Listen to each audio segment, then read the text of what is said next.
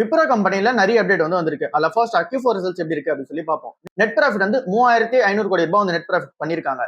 But ஆனா இது நெகட்டிவ்ல தான் வந்திருக்கு. 1.8% இயர் ஆன் இயர் பேசிஸ் வந்து நெகட்டிவ்ல இருக்கு. Sequential growth 12% quarter and quarter basis வந்து பண்ணிருக்காங்க. 3100 கோடி ரூபாயில இருந்து 3500 கோடி ரூபாய் சீக்வென்ஷியல் growth வந்து பண்ணிருக்காங்க. Q4 ஓட ரெவன்யூ வந்து 24000 கோடி ரூபாய் சில்லறையில வந்து இருக்கு. இதை தாண்டி விப்ரோ கம்பெனியுமே என்ன அனௌன்ஸ்மெண்ட் பண்ணிருக்காங்க அப்படின்னா பைபேக் வந்து அனௌன்ஸ்மெண்ட் பண்ணிருக்காங்க. பைபேக்கோட அந்த பிரைஸ் என்ன செலக்ட் பண்ணிருக்காங்க அப்படின்னா 250 ரூபாய் per ஷேர் வந்து செலக்ட் பண்ணிருக்காங்க. 5.7% ஈக்விட்டி வந்து இங்க வந்து திரும்ப வாங்கிக்க போறாங்க. அப்படின்னா 60 கோடி ஷேர்ஸ் வந்து வாங்கிக்க போறாங்க 250 ரூபாய்ன்ற பிரைஸ்ல. இதுல ப்ரொமோட்டர்ஸே வந்து இங்க உள்ள இன்வால்மெண்ட் ஆக போறாங்க. இந்த பைபேக்ல ப்ரொமோட்டர்ஸ் வர போறாங்க.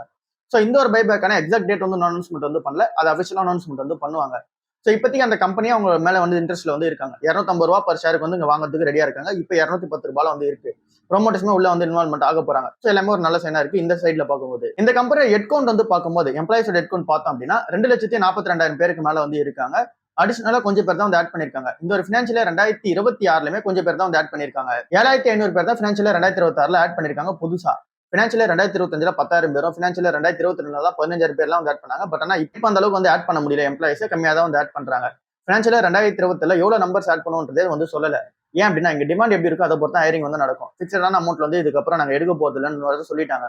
ஆர்டிஃபிஷியல் இன்டெலிஜென்ஸ் வந்து ரெவன்யூ வந்து மேக் பண்ண ஆரம்பிக்கணும். அங்கிருந்து எங்களோட ஃபோக்கஸ் வந்து ஸ்டார்ட் ஆகுதுன்னு சொல்லி சொல்றாங்க.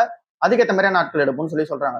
ஸோ ஓவராலா இந்த ஒரு Q4 ரிசல்ட் இப்படிதான் வந்து இருக்கு. இப்போதைக்கு இந்த ஷேர் பிரைஸ் வந்து நம்ம கன்சிடர் பண்ணும்போது பெட்டராவே வந்து இருக்கு. ஏன் அப்படின்னா அந்த கம்பெனி அவங்க பைபேக் வந்து பண்ணிக்கிறதுல இன்ட்ரெஸ்டடா வந்து இருக்காங்க.